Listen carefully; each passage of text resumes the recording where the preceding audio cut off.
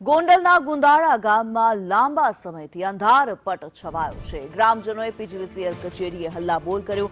ગામમાં અંધારપટ છવાતા આત્મવિલોપનની ચીમકી ઉચ્ચારી। 23 જૂનની સાંજથી ગામમાં વીજ પુરવઠો ખોરવાઈ ગયો છે। કચેરીમાં 50થી વધુ ગ્રામજનોએ રામધૂન બોલાવી। ન્યાય ન મળે તો આત્મવિલોપનની આગેવાની ચીમકી પણ ઉચ્ચારી છે। તંત્રની બેદરકારી સામે ગુંદાળા ગામમાં આક્રોશ જોવા મળી રહ્યો છે। પણ 5 વાગ્યાની લાઇટ કપાણી છે।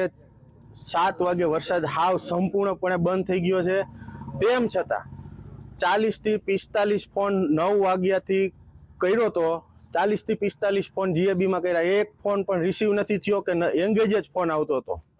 આ જીએબી વાળા કોઈ દિવસ પૂરતો ન્યાય આપતા નથી અને આની આ પરિસ્થિતિ જો રહી તો આવતીકાલે ગોંડલના જીએબીએ ભુણાવા સબ સ્ટેશનની ઓફિસે આત્મવિલોપનની ચીમકી